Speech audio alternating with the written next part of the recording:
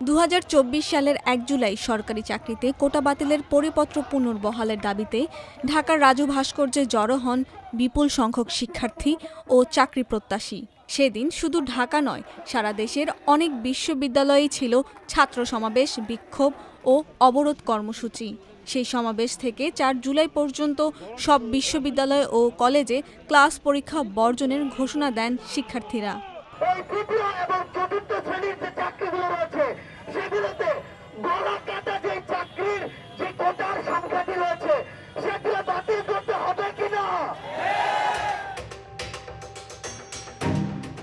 সেই সময়ের আরেক সমন্বয়ক মোহাম্মদ নাহিদ ইসলাম, যিনি বর্তমানে জাতীয় নাগরিক পার্টির আহ্বায়ক, তিনি 4 জুলাইয়ের মধ্যে আইনিভাবে দাবির বিষয়ে চূড়ান্ত সুরাহার মাধ্যমে তাদের আশ্বস্ত করতে বলেন।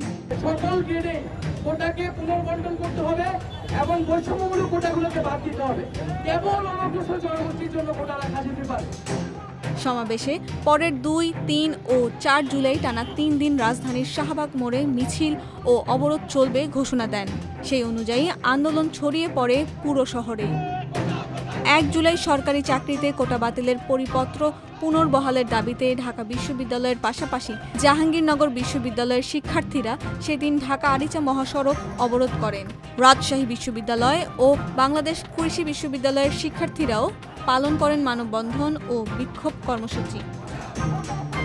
কোটা বাতিলের পরিপত্র পুনর্বহালের পাশাপাশি শিক্ষার্থীদের অন্য দাবিগুলোর মধ্যে ছিল পরবর্তী সময়ে সরকার কোটা ব্যবস্থা নিয়ে কোনো পদক্ষেপ নিতে চাইলে 2018 সালের পরিপত্র বহাল সাপেক্ষে কমিশন গঠন করা, দ্রুততম সময়ের মধ্যে সরকারি চাকরিতে সব গ্রেডে অযৌক্তিক ও বৈষম্যমূলক কোটা বাদ দেওয়া।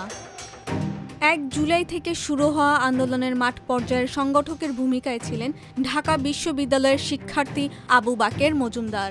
বৈষম্য বিরোধী ছাত্র আন্দোলনের এই সমন্বয়ক এখন নতুন ছাত্র সংগঠন গণতান্ত্রিক ছাত্র সংসদের কেন্দ্রীয় আহ্বায়কের দায়িত্বে রয়েছে। জুলাই হত্যাকাণ্ডের এক্সটেনশন হিসেবে আমরা জুলাইকে ভুলতে চাইনি। আন্দোলনের শুরুর দিনের স্মৃতিচারণ করতে গিয়ে তিনি বলেন, সংগঠিত আন্দোলন জুলাই থেকে শুরু হলেও এর নেপথ্যে জুন মাসও ছিল অনেকাংশ গুরুত্বপূর্ণ। 1 জুলাই থেকে সারা দেশে যাতে বৈষম্য বিরোধী ছাত্র আন্দোলনের ব্যানারে সংগঠিতভাবে আন্দোলন করা যায়, সেটি তাদের পরিকল্পনায় ছিল। 9 থেকে 30 জুন সারা দেশে শিক্ষার্থীদের সংগঠিত করা হয়। এরই ফল দেখা যায় 1 জুলাই থেকে। মুভমেন্টের শুরুর দিনটা ছিল 5ই জুন এবং আমরা 5ই জুন, 6ই জুন, 9ই জুন, তারপর আমরা 1 তারিখ থেকে একটানা মুভমেন্ট শুরু করি। জুলাইয়ের 1 তারিখ থেকে। জুলাই মাসেই আমাদের উপর গুলি চালানো হয়, জুলাই মাসে আমাদের উপর আক্রমণ করা হয়, জুলাই মাসে আমাদের শান্তিপূর্ণ আন্দোলনকে নস্যাৎ করার চেষ্টা করা হয় এবং জুলাই মাসেই শেখ হাসিনা আমাদের ছাত্র জনতাকে আসলে রাজাকার বলে সে সম্বোধন করার চেষ্টা করে।